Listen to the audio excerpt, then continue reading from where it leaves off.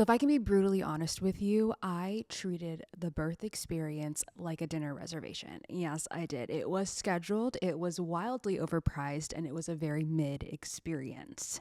Okay. Yes, I chose to opt into the barbaric experience of being sliced open while awake in order to meet my son. I'm sure you're thinking only a crazy bitch would ever do something like that. And yes, I am.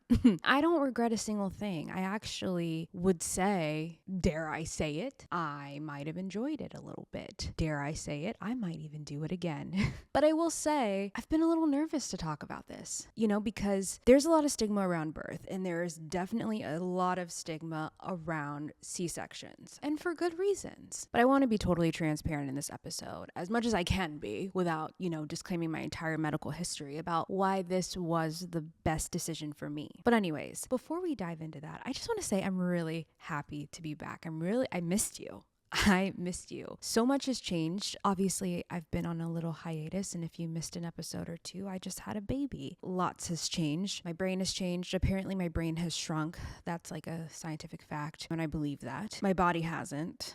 In fact, I literally just got this Nuuly subscription. Do any of you use Nuuly? My body's been changing since I gave birth, and I'm like, I really should go buy new clothes, but my body's still changing, so I'm like, you know what? Clothing subscription it is. So I'm trying that out. This outfit is actually Nuuly. I have this I think the whole thing is free people, but it's nice. Each month I get to kind of swap out some pieces and just try to figure out this new body and maybe a new style. I don't know. But if you've used Nuuly, let me know in the comments how you like it. Trying it out myself with this postpartum body of mine. But anyways, back to what we're here for. I'm excited to get into this topic of a very unpopular birth experience that I chose to have. If I learned anything from doing an elective C-section, it's that I had to trust myself when nobody was clapping for me, okay? I made the mistake of sharing with people that I was doing an elective C-section. Luckily, I didn't tell the internet, but there were a few people that I was like, yeah, that's what I'm doing. I didn't want to lie and be like, yeah, I'm gonna have a natural birth or whatever.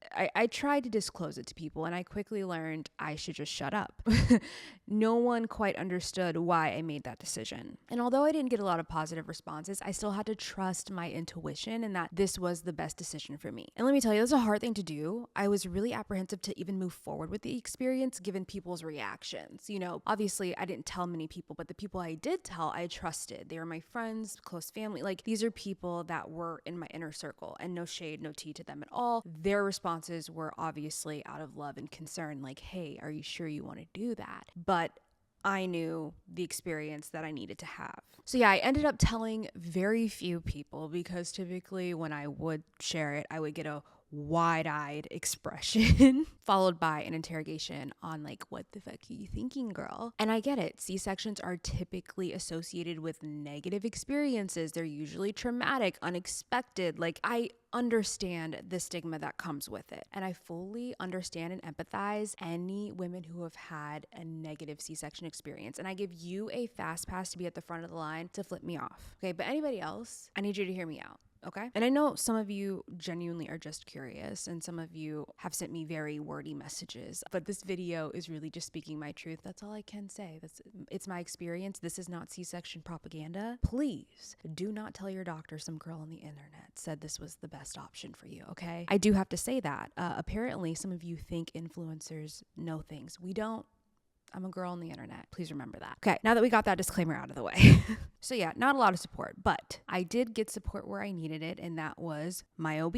My OB co-signed on this experience for me. We sat down, we had a conversation, we talked through why this was the best option for me, and that was enough for me, okay? All I needed was a thumbs up from the lady in the white coat, not the people on the internet. As much as I love my friends and family, not them either. Okay, this was about me and my baby and what was best for us. Today, there's a heavy emphasis and a bit of pressure to be a natural birth baddie that doesn't use anything in the birthing process, no medication, just the angels, ancestors, and breathing techniques to get to the finish line. And I love that for us, because truly, the birthing experience is magical. But what I think should be normalized is the varying experiences that some of us will have inevitably. I fully admire and kiss the ground of women who go through the birthing experience with nothing, raw dogging that shit. I think it's amazing. It's beautiful. It's hot, like everything. I love that. But she is not me and I am not her. I don't crave that experience at all. I want the drugs. I want a Western medicine intervention if I need it, and a winning lottery ticket to pay for all of it. I want medical assistance. I don't crave this mommy badge of honor. I don't think that anything validates me being a mother. I just am. And I'm really lucky that my brain has allowed me to think that black and white about being a mom and being a good mom or whatever, because I know it's not that easy for a lot of women. Like, we compare ourselves to other people. We think that if we get the epidural, like, we're hurting the baby. Like, there's risk. And yes, there are risks to every birthing situation, but it does not make you any less of a mother or less of a quote unquote good mom. I've never ever felt like anything along those lines was going to dictate the label that I have. I'm a mom because that's a fact.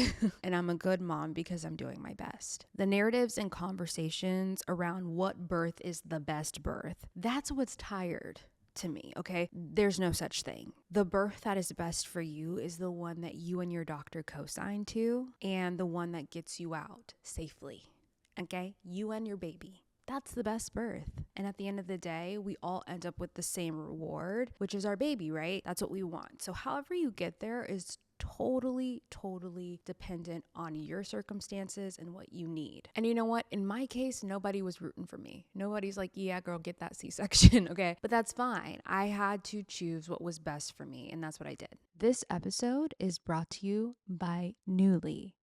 Nuuly is a subscription clothing rental service that's all about helping you have fun and get creative with your style. Renting from Nuuly lets me shift gears in my wardrobe without a complete and completely expensive overhaul. I've especially been really excited about this because postpartum, my body is still constantly changing, and I'm not quite ready to commit to a whole new wardrobe. So in the meantime, I've been using Nuuly to figure out my new body and how to style it and just my new style in general. Every month, I rent 6 items from Nuuly's shared closet of thousands of styles for everything I have going on. Dressy stuff for occasions, trending going out clothes, cute dresses, casual tops, and premium jeans for hanging around. Jackets, vacation fits, you name it, they have it. I love that I get to try out trending styles, colors, and silhouettes, then send them back for something new. Nuuly takes care of everything from shipping to laundry.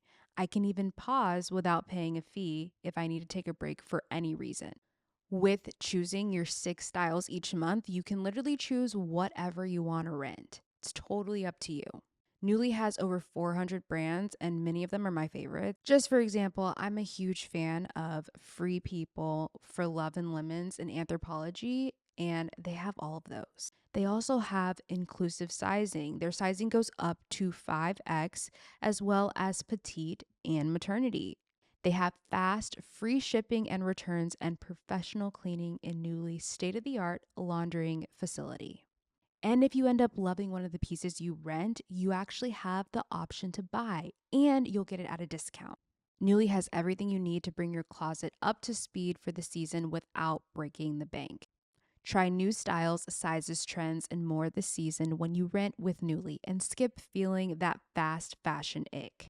If you're expecting, you can rent maternity and maternity-friendly pieces from labels like Hatch, Nothing Fits But, and more.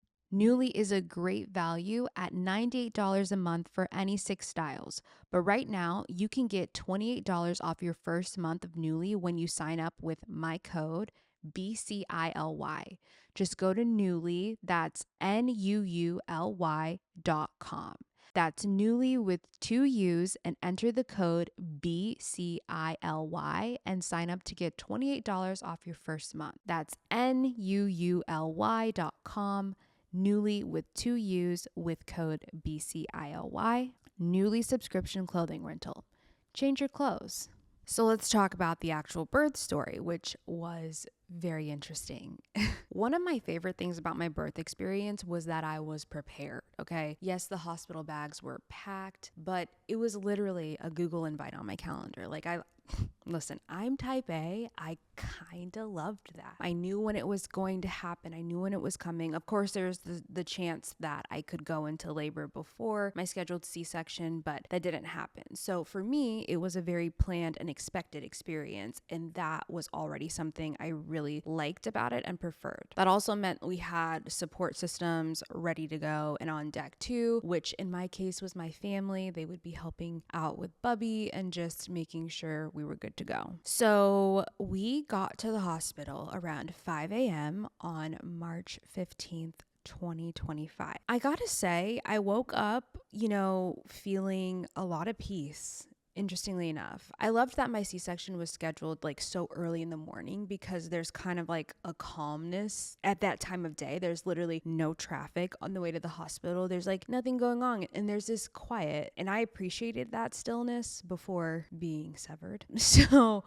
and I'm just a morning person in general. So that was like a really good option for me. And initially they had scheduled me for 3 p.m. and I was just really not feeling that time at all. One, because I wouldn't be able to eat like before that. And I felt like at that time I still had the nausea and everything going on, and eating really helped keep it at bay. So I was like, that's going to be a rough day to make it to 3 p.m., fasting as a very nauseous pregnant woman. But it all worked out and the schedule got moved and they were like, hey, come in at 5 a.m. So I get there, we check in, they take me to one of the pre-op rooms, they get me prepped, check vitals, take all the blood, all those things. But I have to say, I had like the best staff.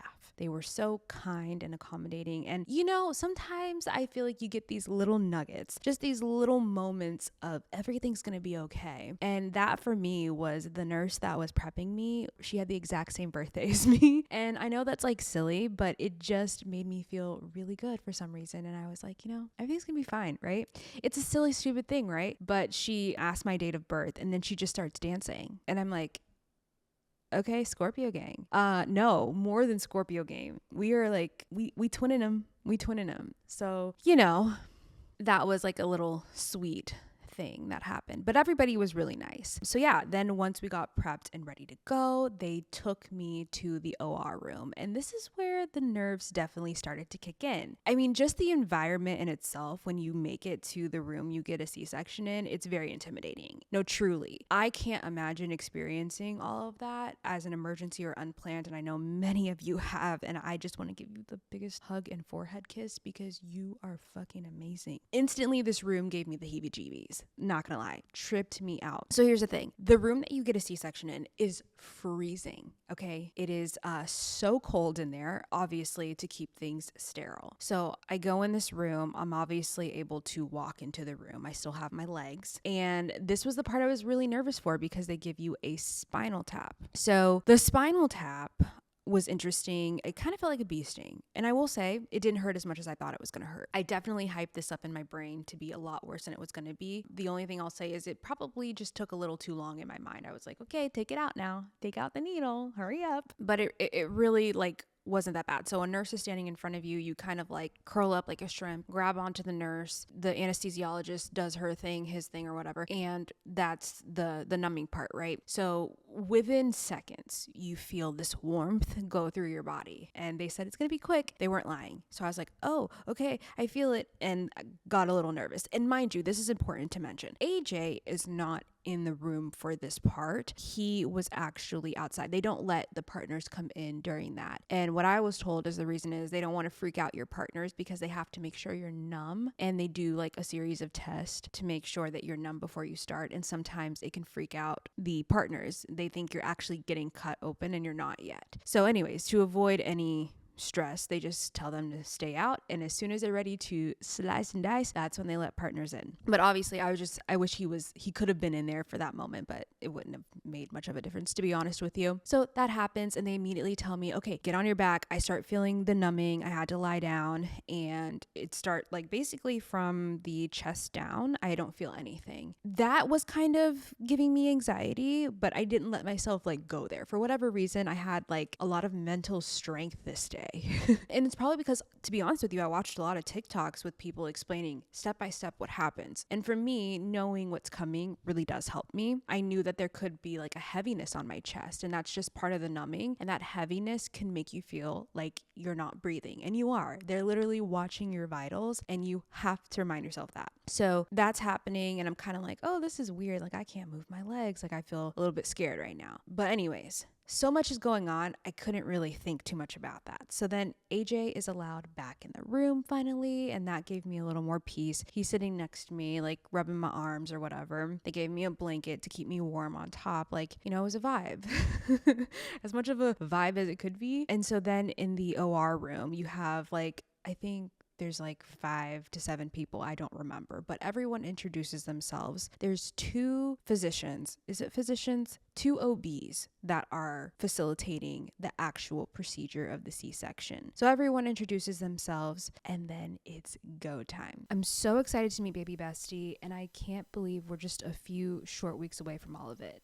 As I'm nesting, I'm entirely focused on what's going to make my life easier with a newborn. I recently found out there's this brand called Magnetic Me. The fabric on these clothes are so soft, but the cool part is that everything has magnetic closures. It apparently saves so much time during night and day changes and replaces the hassle of snaps and zippers. I think I'm most nervous about what nights are going to look like with a newborn, especially while we try to find a routine. We're going to need every minute of sleep once he arrives, and with how quick and easy changes can be with Magnetic Me, we can squeeze in those precious few more minutes of sleep because truly every minute matters during that time. I can't wait to dress my baby with Magnetic Me. And trust me, you need to order these for your baby too. Make your life a little bit easier. Go to magneticme.com today, and new customers will get 15% off their order. Don't wait. That's magneticme.com. So one thing that I really liked about my experience is that we brought music. I made a playlist, and I was like, listen, I don't know if they're going to let me, but I'm going to bring it. And I hope we can just, listen to some music while this happens, because anything to distract me. So I curated this playlist, and if I can remember, I will put the playlist in the description for those of you that want it, because some of you did. I made sure to just put songs I knew the lyrics to. That was my number one rule. And if you make your own, like, seriously, do that, because then you get to focus on like the lyrics to the songs instead of being scared shit. Yeah, so it's very helpful. So we put it on shuffle and just let that play through. The staff actually loved that. AJ forgot our speaker, and the staff actually went and found us a speaker. Like, they were that excited about the music, and they were like, play the music. And at one point, like, AJ accidentally turned it off. They were like, play the music. So mind you, I'm like, are you cutting me open right now? Like, the music's not that important, but it was, and it was fine. So yeah, 10/10 recommend a C-section playlist. So then the procedure starts, and there's a lot of medical jargon, and I encourage you to just tune it out. It doesn't matter. They know what they're doing. You're in good hands. And I was just looking at AJ. The anesthesiologist that I had was really attentive and checking on me. At this point, I'm like sweating because even though it's freezing in this room, I am like a bit anxious. They have anxiety meds pumping through me. They also have whatever pain meds and nausea meds. Like, literally, I wanted the whole cocktail experience. Okay. If I'm going to do it, I'm going to do it. So she was amazing. Whoever my anesthesiologist was, I wish I remembered her name. I really should remember her name, but she was phenomenal. She was even wiping the sweat off of my lip for me. Like, doesn't get paid to do that. Amazing. Always checking in. Are you good? Are you good? Do you need anything? To get off this table, but maybe some more anxiety meds. Pump me up, sis. But no, it was totally fine. I felt like I could really be vocal, and that everybody was just super helpful. Bestie, within 5 minutes, 5 minutos, this baby was ready to be extracted. It was beautiful. So I'm obviously sliced open at this point. My OB says, hey, AJ, do you want to see the baby? We're about to take him out. And I look at him and I was like, yo, don't look at my guts. I'm embarrassed. I'm not kidding. This was a real conversation. And mainly because one of my best friends just had an unplanned C-section. And when hers happened, her husband accidentally looked at her guts, like, in her being like open. It kind kind of messed with his head. So I just didn't want AJ to like accidentally see some things he didn't need to see. So I was like, hey, make sure you don't catch a glimpse of anything. So he wants to see. Like, this man does not get grossed out. He's ready. He stands up and looks over the little sheet thing, and they pulled out Mellow James. They did. And I can't see dick. So all I hear is just some hooping and hollering. Mellow came out, lungs ablazing. He was letting you know he did arrive. And I just start crying. I'm like, oh my God, he's here. And AJ's just like, he's so cute. He's perfect. And I'm just like, can I see him? But I can't move. One of my least favorite parts of the experience was I'm pinned down on the table like, hello, can I see the baby? And it feels like they're taking forever to get the baby over to you. But obviously it's like seconds probably. So staff takes Mellow out. They do what they have to do to clean him, check him, all those things, get him wrapped up real quick. And then AJ's able to hold him, and they were by my head for the rest of the procedure. So if you're watching this on YouTube, I'll include some footage for you, images, all that stuff. But it was a really cool moment. And some of you wanted to know what song was playing when Mellow came out. It was Gravity by Sarah Bareilles. And if you know that song, like, stop. Stop. Literally the first line is something always brings me back to you and never takes too long. Like, I'm no Shakespeare, but what the frick? Like, that is so cute. And now I cannot listen to that song without basically combusting. So it was perfect. In the moment, I didn't know what song was playing, but I went back when I was looking at pictures and stuff, and I was like, oh my God. And I do believe songs are very spiritual and powerful. So yeah, so cute. But then the long part after the baby arrives, and I was just laying there listening to my music, trying to focus on that. That's when the anxiety started to come back, and I remembered, am I still open? I don't know. I don't feel a breeze or anything, but I'm like, did you guys sew me up yet? So the closing you up after a C-section is what takes quite a long time. And when I say long, I mean like 20 minutes, 30 minutes. It's just longer than the baby. When they get the baby out in 5, they just like easy. But the stitching you up takes longer, and for good reason. I would like to be closed properly. So yeah, but obviously the thought of that is very barbaric. It's very medieval. And speaking of medieval, I don't recommend looking around the OR room when you walk in for your C-section. I made the mistake of having curious eyes when I walked into my OR room and I saw the tools that would be used to open me up. It wasn't the best pregame experience, so I do recommend look down, look at your feet, just keep your eyes down. There was a nice little shiny tray with all the tools, nice and sterile and ready for use, and I didn't know. I didn't want to see that. Yeah. So anyways, then it was over. And now they are wheeling me to my recovery room. And it was simple. It was ice cream simple. I have my baby in my arms. I'm like, wow, this really happened. I'm on all sorts of drugs, very high. And I got my new bestie in my arms. So they wheel you out. And my hospital had this cute experience where you can hit this button and a little lullaby plays throughout the hospital, which I thought was so cool. Just to let everybody know a baby has been born. Or as AJ would say, the baby has been removed. I don't know why that cracks me up. But anyways, yeah. Very interesting experience. My hair is one of the things that I feel the most confident about.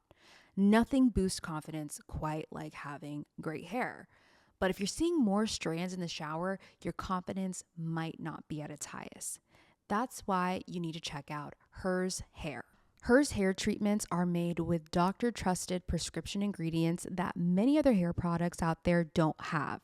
They come in a variety of options, including oral and topical solutions, so you can find the one that fits your needs. They even have options with added hair vitamins and supplements for extra support. Getting started is simple with a quick online hair quiz. Just answer a few questions and you'll be connected with a provider to discuss your personalized treatment plan. Through Hers, everything is 100% online. So no pharmacy trips, doctor's office visits, or insurance required. Plus, treatments start at just $35 a month. And the best part is you can get thicker, fuller, healthier hair and start seeing regrowth in as little as 3 to 6 months. Start your initial free online visit today at forhers.com/BCILY. That's forhers.com/BCILY for your personalized hair loss treatment options. Forhers.com/BCILY. Individual results may vary. Compounded products are not FDA approved or verified for safety, effectiveness, or quality. Prescription required. Price varies based on product and subscription plan. See website for full details, restrictions, and important safety information. So now you're probably wondering, why did I opt in for an elective C-section? I want to be careful not to disclose my entire medical history and my choices, but there are some things that I am willing to share. One being that this was very, very thought out. This was not a spontaneous decision. I didn't wake up one day like, hey, I think this will be the move for me. To be honest with you, it's been like 10 years. It's been a very long time, and I knew that this was probably going to happen for me. It was obviously co-signed by my OB, and as long as my OB thought it was a valid reason, that was enough for me. But it wasn't just one reason. There were many reasons, and we talked through all of them, and it instantly made sense to her, and we went through with it. While I don't want to give specifics on my personal medical information, I'm going to give you a few examples of why a lot of people do opt in for an elective C-section. One reason being debilitating anxiety.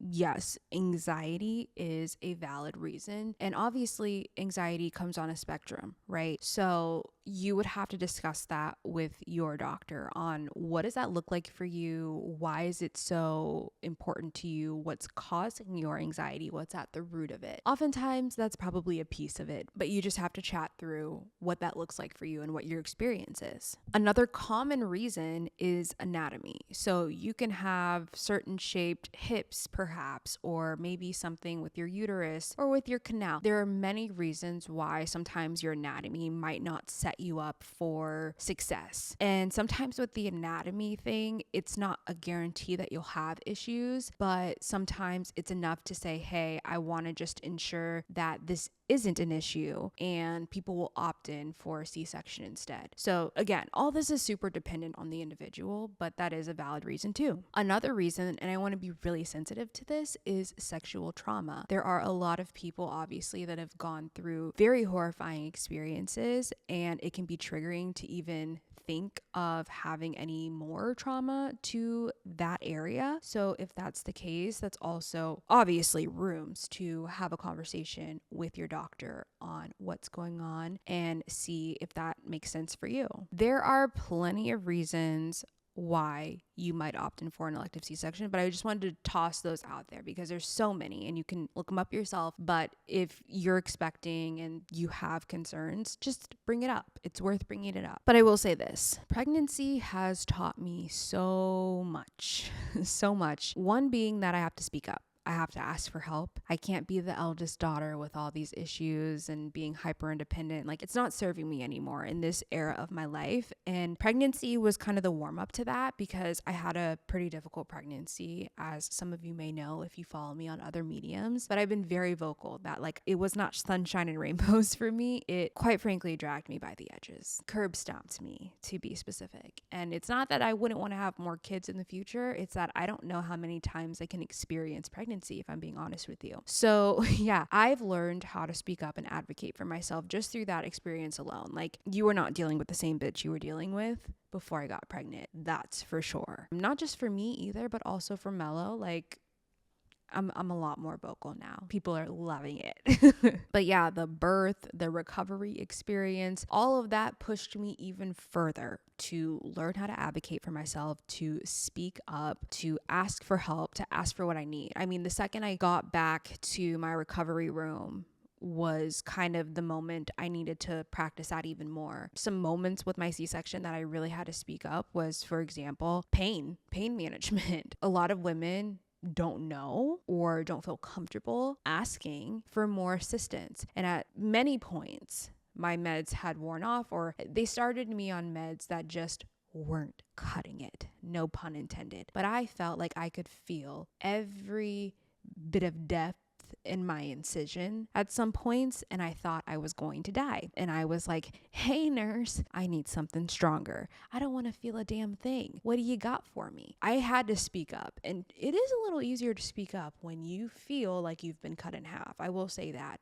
So asking for the help was important, but I also realized a lot of women don't even feel comfortable, and they're like, yeah, can you give me a stronger Tylenol? That's fine too if that works for you, but if you need something, say something. So yeah, my recovery process, there were many points where if it was with my medical staff, if it was with AJ, I had to say, hey, I need help. Please help me. And they did. And it was great. And I think for that reason, I had a beautiful experience, even though it was difficult at times, it was hard, but it was still a beautiful, great experience. And I said, I might just do it again one day. I don't know. I will say too, electing for a C-section was also a great lesson in trusting myself. Maybe not in the way I ever thought I would, right? But I look back at my experience and I understand why it was for me. And again, I can't really be as specific as I want without disclosing so much medical information, but I just feel like I trusted myself, I trusted my intuition, and this was the best thing for me. And I had a lot of peace throughout the experience before, during, and after. So it really taught me to just lean into that intuition. And I don't need, like I said, I don't need people to back me up. And I hope a lot of you take that with you through life or whatever experience. You don't need to have people clapping for you to make decisions. You